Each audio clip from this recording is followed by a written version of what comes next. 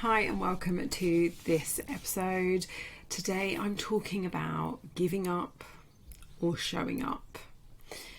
And the reason I want to talk about this is because I've had a few clients recently who are struggling with life just generally getting in the way.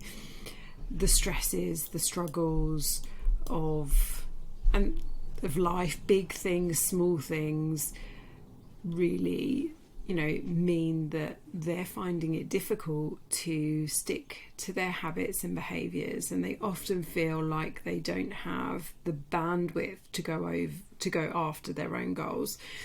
And a lot of women who start working with me come feeling like this in a huge extent. On a grand scale, they literally are putting everyone and everyone else first. They come at the bottom of the list, and so they get the scraps of time and energy for the things that they need to do for them. And I had this exact same feeling 5 years ago when I started this journey, and I had it again a few weeks ago in the middle of July. And the reason that I do what I do is because of how I felt 5 years ago when I started the journey, because that was me. That overwhelm was constant. The anxiety was constant. The constant feeling of battling against time, of a to-do list that was ever growing, and feeling like I had nothing left for me.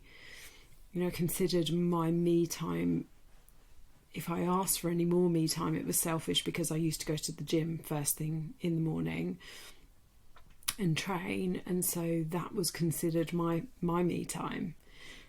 Now I consider that to be the very least that I can do for myself, is to stay healthy, fit and strong. And so I kind of want to tell you the difference between me 5 years ago and me 2 weeks ago in the middle of July, when I felt similar. Now I prioritise myself and my own self-care, because I know it gives me, if I'm showing up for myself, it gives me a better chance of being able to show up for everyone else. And when you feel like this in life, it's not even that losing weight is even really the most important thing here, even if you do have a weight loss goal. Because whilst the most important aspect of weight loss is a calorie deficit, there are other things that are really important in that equation.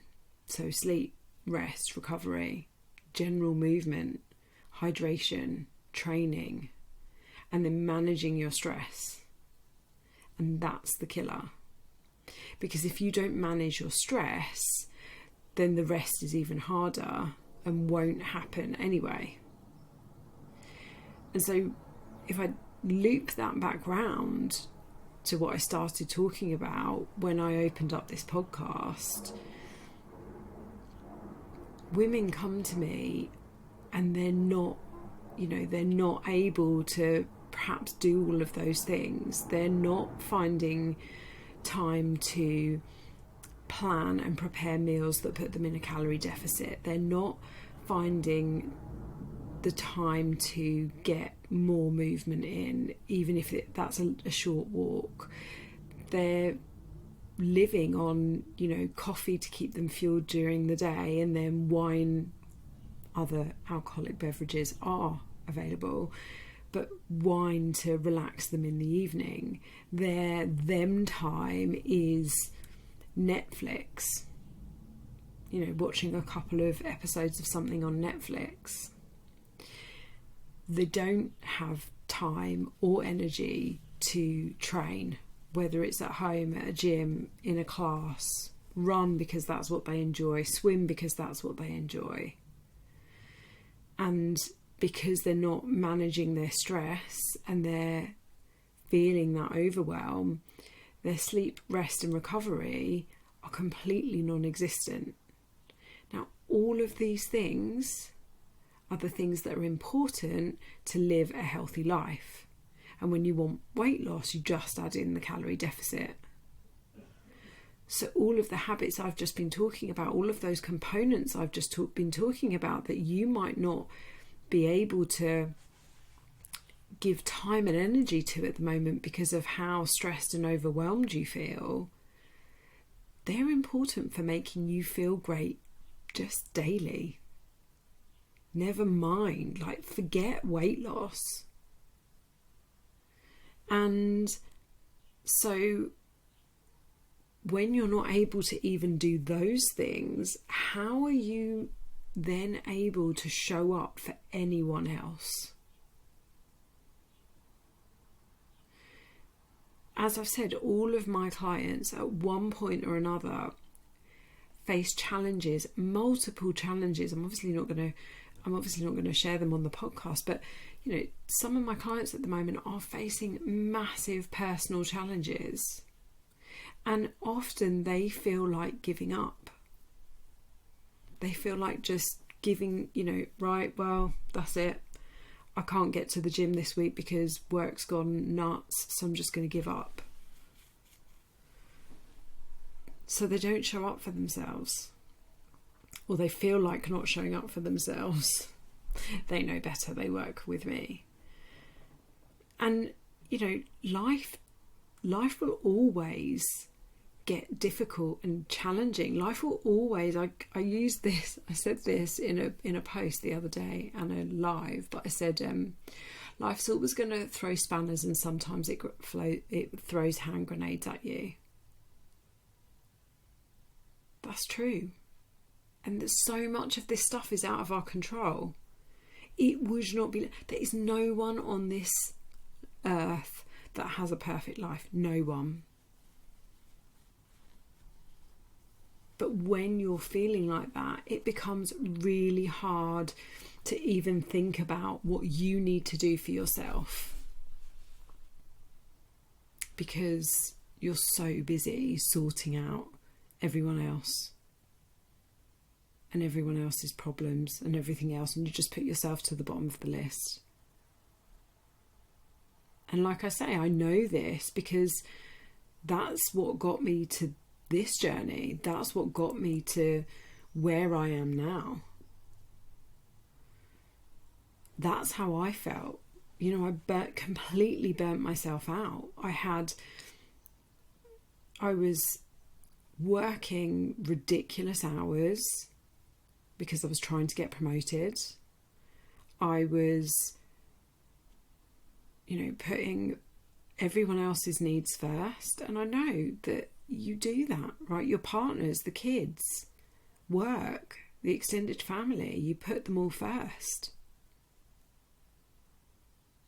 I was not sleeping. I was using food and wine to relax myself and then feeling guilty about it, so overtraining in the gym. But was barely, walking the dog was is the word perfunctory exercise. I literally did it because I had to, rather than doing it to enjoy it. So I barely got outside, and I ended up completely burnt out and signed off of work, and had awful relationships with my son and my husband and my friends and my extended family. I wasn't doing a very good job in my workplace, even though I was trying to get promoted. I wasn't showing up for myself. So actually I wasn't showing up for anyone. And therefore I wasn't doing all the things that I told myself I had to do. I wasn't being a good wife, a good mum, a good sister, a good daughter, a good friend, a good dog mum, a good employee. Because I could barely manage to drag myself through the day because I wasn't managing my stress. I wasn't focusing on sleep, rest and recovery. I wasn't eating nutritious food. I was barely moving. I was training, but I was using the training as punishment. And then that's when I got to the point of enough is enough. And that's how I got to this journey. That's how I came to doing what I do now and helping other women get out of that cycle and improve their health and fitness and how they feel about themselves and self-care and showing up for themselves. And then when they start showing up for themselves, they lose weight anyway. And, you know, sometimes, like I've said, I feel like it again. I can feel the overwhelm. I posted about this on social media a few weeks back that, you know, there was a week in July where I woke up every morning at like 3 a.m. and really struggled to get back to sleep. If I did fall back to sleep, I probably fell back to sleep like 45 minutes before my alarm went off. So the alarm went off and I felt absolutely awful. I was anxious, I was overwhelmed because there was a lot going on personally for me. My sister-in-law started her chemo. She didn't react well to the chemo. It's, you know, she's going through her second lot of breast cancer treatment in less than 2 years. It's worrying for us as a family. I was worried about her. I was worried about my brother, my nephew. It was the end of the school year, so I had the school holidays looming and I was thinking, how am I going to keep him occupied and work? And, you know, other family members have been ill and I've been working on big changes in my business and I've got big goals in my business and my natural instinct is to completely get insular and just stop doing things for myself. One of the nights that week, I had a yogurt for dinner. And then I woke up the next day and wondered why I felt even more knackered and starving hungry and I was rubbish in the gym. So my instinct is to kind of curl up and stop showing up for myself. But the difference between that week in July and the me 5 years ago, which was about the same time of year actually, is that I've built and learned sustainable habits, and I started off small, that are habits that keep me healthy physically and mentally. And the habits related around sleep, rest and recovery, general like movement, enjoying being outside, enjoying walking the dog, making sure I'm hydrated, making sure I drink alcohol moderately rather than using it as a form of relaxation. It's actually having quality time for me rather than it being watching some rubbish on Netflix.